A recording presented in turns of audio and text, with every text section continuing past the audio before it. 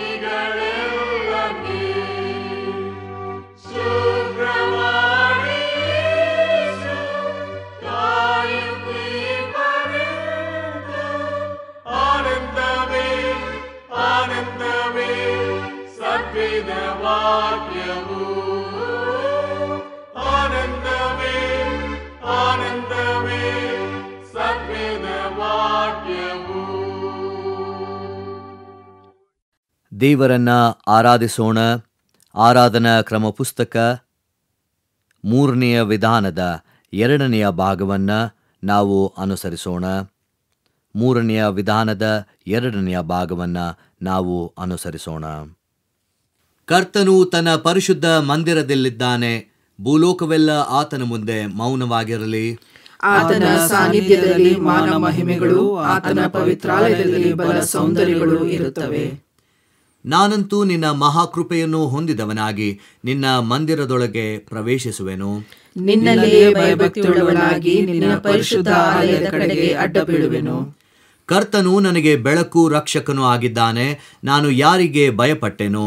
ಕರ್ತನು ನನ್ನ ಪ್ರಾಣದ ಆಧಾರನು, ನಾನು ಯಾರಿಗೆ ಹೆದರೆನು?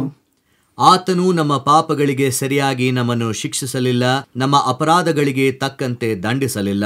ಭೂಮಿಯ ಮೇಲೆ ಆಕಾಶವು ಎಷ್ಟು ಉನ್ನತವೋ, ಆತನಲ್ಲಿ ಭಯಭಕ್ತಿಯುಳ್ಳವರ ಮೇಲೆ ಆತನ ಕೃಪೆಯು ಅಷ್ಟು ಅಪಾರವಾಗಿದೆ. ಕರ್ತನ ಮಹೋಪಕಾರಗಳಿಗೆ ಬದಲೇನು ಮಾಡಲಿ? ರಕ್ಷಣಾ ಪಾತ್ರೆಯನ್ನು ತೆಗೆದುಕೊಂಡು ಕರ್ತನ ನಾಮವನ್ನು ಪ್ರಖ್ಯಾತಿಪಡಿಸುವೆನು. ಒಟ್ಟಾಗಿ ಕರ್ತನೇ, ನನ್ನ ಶರಣನೇ, ನನ್ನ ವಿಮೋಚಕನೇ, ನನ್ನ ಮಾತುಗಳು, ನನ್ನ ಹೃದಯದ ಧ್ಯಾನವು ನಿನಗೆ ಸಮರ್ಪಕವಾಗಿರಲಿ. ದೇವರನ್ನ ಸ್ತುತಿಸುವ ಹಾಗೆ ಸಂಕೀರ್ತನೆಯನ್ನ ಹಾಡಿಕೊಳ್ಳೋಣ.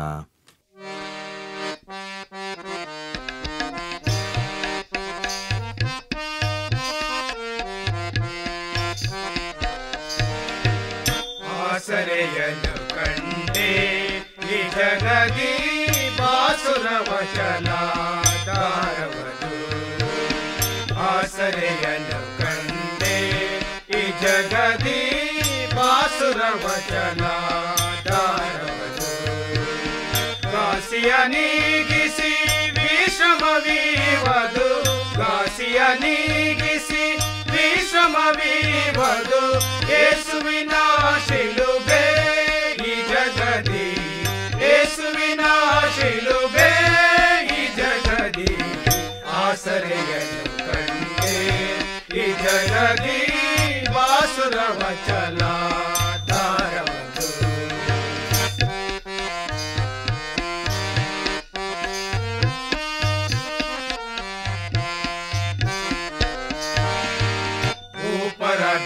ಕರುಣಾ ಹೆದರೆನು ಭೂಪತಿ ಕರುಣೆಯು ಅಲುಗದೆಯೋ ऊपर भी करुणा ಹೆದರೆನು ಭೂಪತಿ ಕರುಣೆಯು ಅಲುಗದೆಯೋ ಶಾಪ ನಿವಾರಕ ಶಾಪ ವಿಮೋಚಕ ಶಾಪ ನಿವಾರಕ ಶಾಪ ವಿಮೋಚಕ ಕಾಪಾಡುವನು ಸತತ ಈ ಜಗದಿ ಕಾಪಾಡುವನು ಸತತ ಈ ಜಗದಿ ಆಸರೆಯನ್ನು ಕಂಡೆ ಈ ಜಗದಿ ಬಾಸುರ ವಚನ ದಾರವದು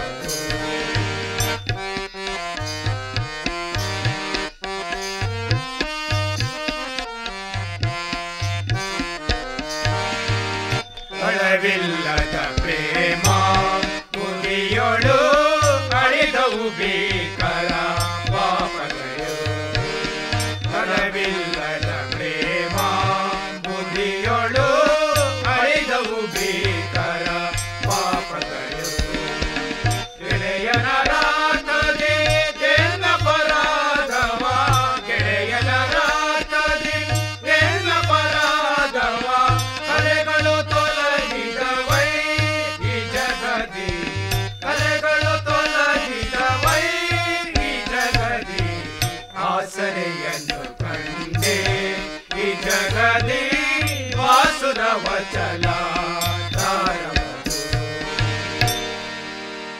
ಕರ್ತನಲ್ಲಿ ಪ್ರೀತಿಯುಳ್ಳ ದೇವಜನರೇ, ಜೀವದಾಯಕನಾಗಿರುವ ಕರ್ತನ ಪರಿಶುದ್ಧ ಹೆಸರಿನಲ್ಲಿ ಇನ್ನೊಂದಾವರ್ತಿ ತಮ್ಮೆಲ್ಲರನ್ನ ವಂದಿಸುತ್ತಾ ಈ ದಿನದ ವಾಕ್ಯ ಧ್ಯಾನಕ್ಕೆ ನಿಮ್ಮನ್ನ ಸ್ವಾಗತಿಸುತ್ತೇನೆ. ಪುನರುತ್ಥಾನ ಹಬ್ಬದ ನಂತರದ 3ನೆಯ ಭಾನುವಾರದಲ್ಲಿ ನಾವಿದ್ದೇವೆ.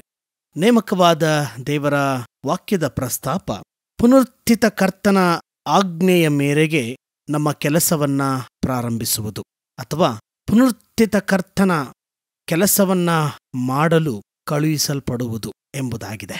ಪುನರುತ್ಥಾನಕ್ಕೆ ಸಾಕ್ಷಿ ಈಗಾಗಲೇ ನಾವು ತಿಳಿದುಕೊಂಡಿದ್ದೇವೆ.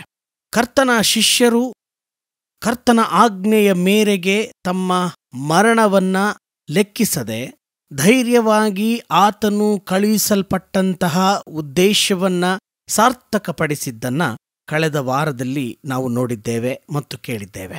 ಈ ದಿನ ಪುನರುತ್ಥಿತ ಕರ್ತನಿಂದ ಕಳುಹಿಸಲ್ಪಡುವುದು ಯಾಕೆ?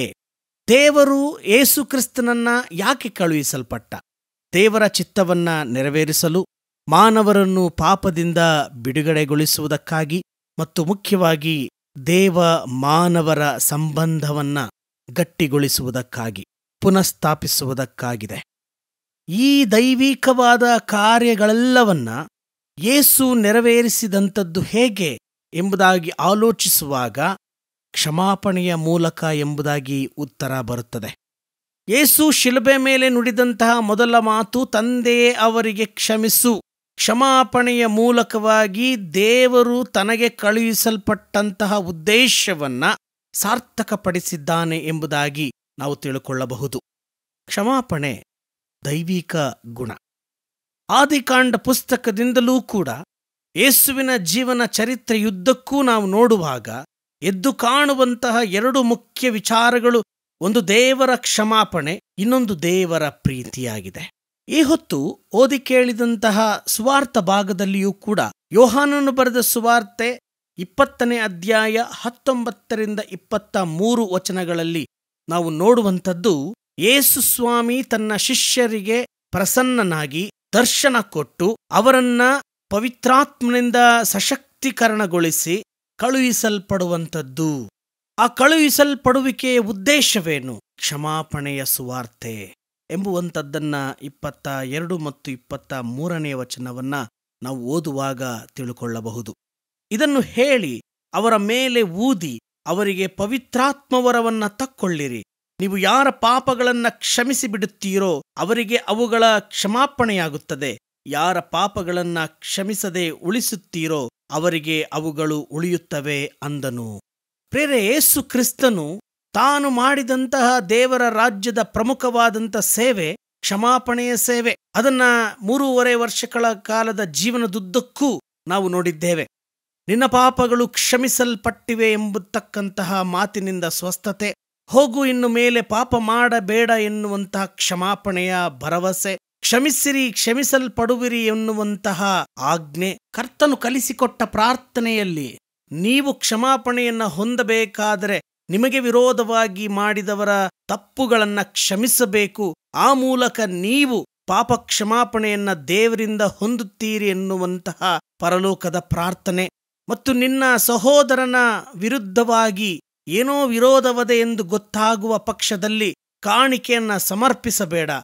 ಮೊದಲು ಹೋಗಿ ಸಹೋದರನ ಸಂಗಡ ಒಂದಾಗಿ ಕ್ಷಮಾಪಣೆಯನ್ನ ನೀಡಿ ಅನಂತರ ಬಂದು ಕಾಣಿಕೆಯನ್ನ ಸಮರ್ಪಿಸು ಎನ್ನುವಂಥದ್ದರ ಅರ್ಥ. ಇದೆಲ್ಲವುಗಳನ್ನ ನಾವು ನೋಡುವಾಗ ಮತ್ತು ಮುಖ್ಯವಾಗಿ ಪೇತ್ರನು ಕೇಳುವಂತಹ ಪ್ರಶ್ನೆ, ಸ್ವಾಮಿ ನಾನು ಎಷ್ಟು ಸಾರಿ ನನ್ನ ಸಹೋದರನನ್ನ ಕ್ಷಮಿಸಬೇಕು? 7 ಸಾರಿಯೋ ಎಂಬುದಾಗಿ ಕೇಳುವಾಗ ಯೇಸುವಿನ ಉತ್ತರ 7 ಸಾರಿ ಎಂದಲ್ಲ, 770 ಸಾರಿ ಎಂದೇಳುತ್ತೇನೆ. 770 ಸಾರಿ ಎಂಬುದಾಗಿ ಹೇಳುವಾಗ ಅದನ್ನ ಕೌಂಟ್ ಮಾಡುವಂಥದ್ದು, ಎಣಿಸುವಂಥದ್ದು ಎಂಬುದಾಗಿ ಅರ್ಥವಲ್ಲ. ಬದಲಾಗಿ ಕೌಂಟ್ಲೆಸ್, ನೀನು ಕ್ಷಮಿಸುವಿಕೆಗೆ ಲೆಕ್ಕವನ್ನ ಇಡಬೇಡ, ಬದಲಾಗಿ ಲೆಕ್ಕವಿಡದಷ್ಟು ಕ್ಷಮಾಪಣೆಯ ಜೀವಿತ ನಿನ್ನದಾಗಲಿ ಎಂಬುದಾಗಿ ಹೇಳುವಂತಹ ಅರ್ಥವಾಗಿದೆ. ಹಾಗಾಗಿ ಯೇಸುವಿನ ದೇವರ ರಾಜ್ಯದ ಪ್ರಾಮುಖ್ಯವಾದಂತಹ ತಿರುಳು ಅದು ಕ್ಷಮಾಪಣೆಯಾಗಿದೆ.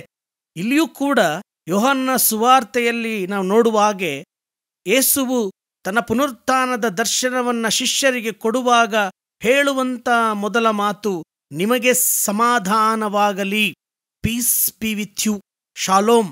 ಇಡೀ ದೇವರ ರಾಜ್ಯದ ಅಸ್ತಿತ್ವ, ಅಸ್ಮಿತೆ ಶಾಲೋಮ್ ಪರಿಕಲ್ಪನೆ. ಬಂದೂಕುಗಳ ಬಾಯಲ್ಲಿ ಹಕ್ಕಿ ಗೂಡು ಕಟ್ಟುವುದು ಎನ್ನುವಂತಹ ಶಾಲೋಮ್ ಪರಿಕಲ್ಪನೆಯನ್ನ ಸ್ಥಾಪಿಸುವಂಥದ್ದೇ ದೇವರ ಉದ್ದೇಶ.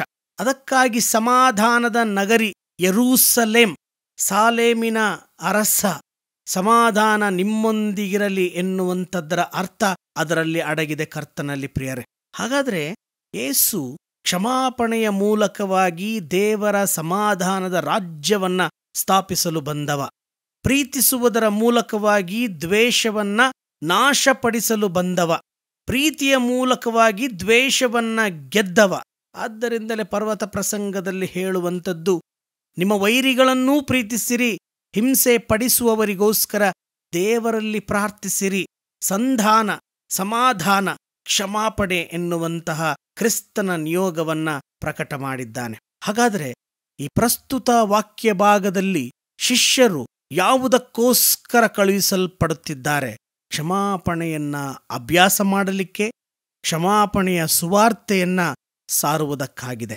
ಇಲ್ಲಿ 22ನೇ ವಚನವನ್ನ ಓದುವಾಗ ಇದನ್ನು ಹೇಳಿ ಅವರ ಮೇಲೆ ಊದಿ ಎಂಬುದಾಗಿ ಹೇಳುವಾಗ ನಾವು ನೆನೆಸುವಂತಹ ಕೈಯಲ್ಲಿ ಏನೋ ಒಂದು ಬೂದಿಯನ್ನಾಗಲಿ ಅಥವಾ ಯಾವುದೋ ಒಂದು ವಸ್ತುವನ್ನಾಗಲಿ ತೆಗೆದುಕೊಂಡು ಊದಿ ಅವರ ಮುಖದ ಮೇಲೆ ಹಾಕುವಂಥದ್ದು ಎನ್ನುವಂಥ ಚಿತ್ರಣವಲ್ಲ.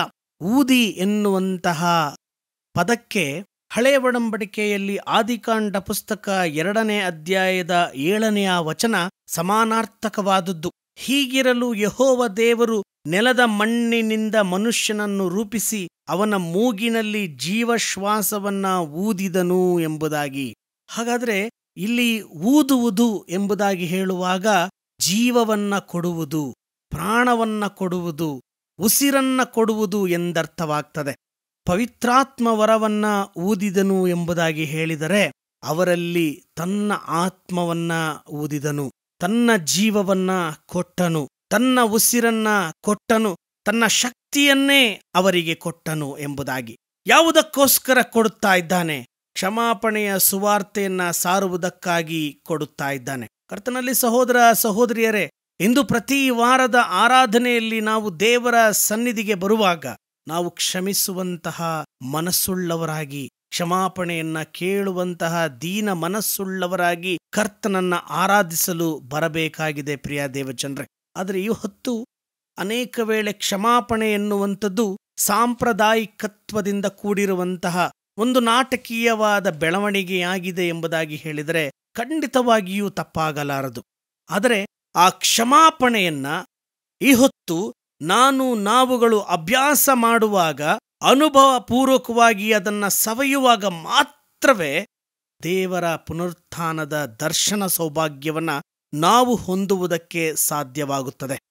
ಇಲ್ಲದಿದ್ದರೆ ಕೇವಲ ಅದೊಂದು ಐತಿಹ್ಯ, ಅದೊಂದು ಕೇವಲ ಸಾಂಕೇತಿಕವಾದದ್ದು ಎಂಬುದಾಗಿ ನಾವು ತಿಳ್ಕೊಳ್ಳಬಹುದು. ಒಂದು ಸಾರಿ ಅನೇಕ ಜನರು ಸದ್ಭಕ್ತರು ಸೇರಿ ಪುಣ್ಯಕ್ಷೇತ್ರಗಳಿಗೆ, ಅಂದರೆ ಹೋಲಿ ಲ್ಯಾಂಡ್, ಅಂದರೆ ಪ್ರಸಿದ್ಧ ಪುಣ್ಯಕ್ಷೇತ್ರಗಳಿಗೆ ಪ್ರಯಾಣ ಮಾಡಿ ಹಿಂತಿರುಗಿ ಬರುತ್ತಾ ಇದ್ದರು. ಇವರೆಲ್ಲರೂ ಒಂದು ಬಸ್ಸಿನಲ್ಲಿ ಪ್ರಯಾಣ ಮಾಡುತ್ತಾ ಇದ್ದರು. ಹಿಂತಿರುಗಿ ಬರುವಾಗ ಭಯಂಕರವಾದಂತಹ ಮಳೆ, ಸಿಡಿಲು ಮತ್ತು ಗಾಳಿಯುಂಟಾಗಿ ಗಾಡಿ ಓಡಿಸಲು ಸಾಧ್ಯವಾಗದಂತಹ ಪರಿಸ್ಥಿತಿಯುಂಟಾಯಿತು. ಆ ಸಂದರ್ಭದಲ್ಲಿ ಇಲ್ಲಿದ್ದಂಥ ಎಲ್ಲ ಭಕ್ತರು ಒಬ್ಬರನ್ನೊಬ್ಬರು ದೂಷಿಸುವುದಕ್ಕೆ, ದೂರುವುದಕ್ಕೆ ಪ್ರಾರಂಭ ಮಾಡಿದರು. ನೀನು ಸರಿಯಿಲ್ಲ, ನೀನು ಮಾಡಿದ ಪಾಪದ ನಿಮಿತ್ತ ಇದಾಯಿತು ಎಂಬುದಾಗಿ ಹೀಗೆ ದೂಷಣೆಗಳನ್ನ ಮಾಡುತ್ತಾ ಇದ್ದರು. ಹಾಗಾದರೆ ಒಂದು ಯೋಚನೆಯನ್ನ ಅವರು ಮಾಡುತ್ತಾರೆ. ರಸ್ತೆಯ ಪಕ್ಕದಲ್ಲಿ ಒಂದು ಮರ ಇತ್ತು. ಆಗ ಅವರ ಆಲೋಚನೆಯಂತೆ ಒಬ್ಬರಾಗಿ ಹೋಗಿ ಮರವನ್ನ ಮುಟ್ಟಿ ವಾಪಸ್ಸು ಬರಬೇಕು. ಯಾರು ಮರವನ್ನ ಮುಟ್ಟಿ ಹಿಂತಿರುಗಿ ಕ್ಷೇಮವಾಗಿ ಬರುತ್ತಾರೋ ಅವರು ಒಳ್ಳೆಯವರು, ನೀತಿವಂತರು. ಒಂದು ವೇಳೆ ಮರವನ್ನ ಮುಟ್ಟುವುದಕ್ಕೆ ಹೋಗುವ ದಾರಿಯಲ್ಲಾಗಲಿ ಅಥವಾ ಹಿಂತಿರುಗುವಾಗಲಿ ಸಿಡಿಲು ಬಡುದು ಅವರು ಸತ್ತರೆ ಅವರೇ ಪಾಪಾತ್ಮರು ಎಂಬುದಾಗಿ ಹೇಳಿ ಒಬ್ಬರನ್ನೊಬ್ಬರು ಕಳುಹಿಸತೊಡಗಿದರು. ಸರಿ, ಎಲ್ಲರೂ ಬಹಳ ಭಯದಿಂದ ಒಬ್ಬರಾಗಿ ರಸ್ತೆಯ ಪಕ್ಕದಲ್ಲಿದ್ದಂತಹ ಮರವನ್ನ ಮುಟ್ಟಿ ವಾಪಸ್ಸು ಬಂದು ಕ್ಷೇಮವಾಗಿ ತಲುಪಿದರು. ಕಡೆಯದಾಗಿ ಒಬ್ಬನೇ ಒಬ್ಬ ಉಳಿದನು. ಈಗ ಎಲ್ಲರ ದೃಷ್ಟಿ ಅವನ ಮೇಲೆ ಬಿತ್ತು. ಈ ವ್ಯಕ್ತಿ ನಿಜವಾಗಿ ಪಾಪಾತ್ಮನೇ ಇರಬಹುದು, ಯಾರಿಗೆ ಗೊತ್ತು ಎಂದು ಹೇಳಿ ಆ ಕಡೆಯ ವ್ಯಕ್ತಿ ಆ ಮರವನ್ನ ಮುಟ್ಟುವುದಕ್ಕೆ ಬಸ್ಸಿನಿಂದ ಇಳಿದು ಸ್ವಲ್ಪ ದೂರಕ್ಕೆ ನಡೆದುಕೊಂಡು ಹೋಗಿ ಆ ಮರವನ್ನ ಮುಟ್ಟಿದ ತಕ್ಷಣವೇ ಬಸ್ಗೆ ಸಿಡಿಲು ಹೊಡೆಯಿತು. ಬಸ್ಸಿನಲ್ಲಿದ್ದಂತಹ ಎಲ್ಲರೂ ಕೂಡ ಕ್ಷಣಾರ್ಧದಲ್ಲಿ ಸತ್ತರು. ಕರ್ತನಲ್ಲಿ ಪ್ರಿಯ ದೇವಜನರೇ, ನೀತಿವಂತನು ಒಬ್ಬನೂ ಇಲ್ಲ, ತಿಳುವಳಿಕೆಯುಳ್ಳವನೂ ಇಲ್ಲ, ದೇವರನ್ನ ಹುಡುಕುವವನೂ ಇಲ್ಲ, ಹೆಚ್ಚು ಕಡಿಮೆ ಏನೂ ಇಲ್ಲ. ಎಲ್ಲರೂ ಪಾಪ ಮಾಡಿ ದೇವರ ಮಹಿಮೆಯನ್ನ ಹೊಂದದೆ ಹೋಗಿದ್ದಾರೆ. ರೋಮಾಪುರದವರಿಗೆ ಬರೆದ ಪತ್ರಿಕೆ 3ನೇ ಅಧ್ಯಾಯ 23ನೇ ವಚನ. ಆದ್ದರಿಂದ ನೀತಿವಂತಿಕೆಯ ಜೀವನವನ್ನ ಜೀವಿಸುವುದು ಹೇಗೆ ಎಂದು ತನ್ನ ಕ್ಷಮಾಪಣೆಯ ಜೀವಿತದ ಮೂಲಕ ಯೇಸು ತೋರಿಸಿಕೊಟ್ಟಿದ್ದಾನೆ. ತನ್ನ ಶಿಷ್ಯರನ್ನ ಕಳುಹಿಸಿಕೊಟ್ಟದ್ದೂ ಅದಕ್ಕೆ. ಮನುಷ್ಯರಾದಂತಹ ಎಲ್ಲರೂ ಕೂಡ ನೀತಿವಂತರಾಗಿ ಕ್ಷಮಾಪಣೆಯನ್ನ ಹೊಂದಿ ಕ್ಷಮಾಪಣೆಯ ಮೂಲಕ ದೇವರ ರಾಜ್ಯವನ್ನ ಬೆಳೆಸುವಂತಹ ಸುವಾರ್ತೆಯನ್ನ ಸಾರಲಿಕ್ಕೆ ಆಗಿದೆ ಕರ್ತನಲ್ಲಿ ಪ್ರಿಯರೇ. ಆದ್ದರಿಂದಲೇ ಯೇಸು ಶಿಲುಬೆ ಮೇಲೆ ನುಡಿದಂತಹ ಮೊದಲ ಮಾತು ಕ್ಷಮಾಪಣೆ. ಪಾಪ ಮಾಡಿ ದೇವರ ಬಳಿಗೆ ಬಂದವರಿಗೆ ಹೇಳಿದಂತಹ ಮಾತು ಕ್ಷಮಾಪಣೆ. ಪುನರುತ್ಥಾನವಾದ ಬಳಿಕ ಯೇಸು ಹೇಳಿದ ಮೊದಲ ಮಾತು ಸಮಾಧಾನವಾಗಲಿ ಎನ್ನುವಂತಹ ಕ್ಷಮಾಪಣೆಯ ಮಾತೇ ಆಗಿದೆ. ಮತ್ತು ಶಿಷ್ಯರನ್ನ ಕಳುಹಿಸಿಕೊಡಲು ದ ಗ್ರೇಟ್ ಕಮಿಷನ್ ಎಂಬುದಾಗಿ ಹೇಳುವಂತಹ ಮಾತು ಕೂಡ ನೀವು ಮಾನವರ ಪಾಪಗಳನ್ನ ಕ್ಷಮಿಸಿರಿ ಎಂಬುದಾಗಿ. ಕರ್ತನಲ್ಲಿ ಪ್ರಿಯ ದೇವ ಜನರೇ, ಕ್ಷಮಾಪಣೆಯ ಮೂಲಕ ಸಮಾಧಾನದ ರಾಜ್ಯವನ್ನ ಕಟ್ಟುವುದು, ಕ್ಷಮಾಪಣೆಯನ್ನು ಅಭ್ಯಾಸ ಮಾಡುವುದರ ಮೂಲಕ ದೇವರ ರಾಜ್ಯವನ್ನ ಅಭಿವೃದ್ಧಿಪಡಿಸುವುದು ನನ್ನ ನಿನ್ನ ಕರ್ತವ್ಯವಾಗಿದೆ. ಒಂದು ವೇಳೆ ನಾವು ಪುನರುತ್ಥಿತ ಕರ್ತನ ದರ್ಶನವನ್ನು ಹೊಂದಿದ್ದರೆ ಕ್ಷಮಿಸಲು ಮುಂದಾಗುತ್ತೇವೆ. ಇಲ್ಲದಿದ್ದರೆ ಕೇವಲ ಮಾನುಷ ಜ್ಞಾನದಿಂದ, ಸಂಕುಚಿತ ಮನೋಭಾವದಿಂದ ಕ್ಷಮಿಸಲ್ಪಡುವಿಕೆ ನಮ್ಮಲ್ಲಿಲ್ಲ ಮತ್ತು ಕ್ಷಮಿಸಲ್ಪಡದೆ ದೇವರ ಕ್ಷಮಾಪಣೆಯನ್ನೂ ಕೂಡ ನಾವು ಹೊಂದದೆ ನಮ್ಮ ಬದುಕು ನಾಶನದತ್ತ ಸಾಗುತ್ತದೆ. ಆದರೆ ದೇವರು ಈ ಹೊತ್ತು ನಮ್ಮ ಮೇಲೆ ಊದುವಂಥದ್ದು ಕೇವಲ ಪವಿತ್ರಾತ್ಮವರವಲ್ಲ, ಅದು ಜೀವಶ್ವಾಸ. ಆ ಜೀವಶ್ವಾಸ ನಮ್ಮ ದೇಹದಲ್ಲಿ ಹೊಕ್ಕಿರುವಾಗ ಕರ್ತನಂತೆ ಕ್ಷಮಾಪಣೆಯ ಮಾದರಿಯನ್ನ ಅನುಸರಿಸಿ ಕ್ಷಮಾಪಣೆಯ ಸುವಾರ್ತೆಯನ್ನ ನಿನ್ನ ಬದುಕಿನ ಮೂಲಕ ಸಾಕ್ಷಿಯುತವಾಗಿ ಮೆರೆಯುವಂಥದ್ದೇ ದೇವರು ಕಳುಹಿಸಿಕೊಟ್ಟದ್ದಕ್ಕೆ ಅರ್ಥ ಬರುತ್ತದೆ. ಈ ನಿಟ್ಟಿನಲ್ಲಿ ಕ್ಷಮಾಪಣೆಯನ್ನ ದೇವರಿಂದ ಹೊಂದೋಣ, ಕ್ಷಮಾಪಣೆಯ ಸುವಾರ್ತೆಯನ್ನ ಅಭ್ಯಾಸ ಮಾಡೋಣ ಮತ್ತು ಕ್ಷಮಾಪಣೆಯ ಸುವಾರ್ತೆಯನ್ನ ಸಾಕ್ಷಿಯುತ ಜೀವಿತದ ಮೂಲಕ ಇತರರಿಗೂ ಹಂಚೋಣ. ದೇವರ ವಾಕ್ಯವಿದು. ಆಮೆನ್.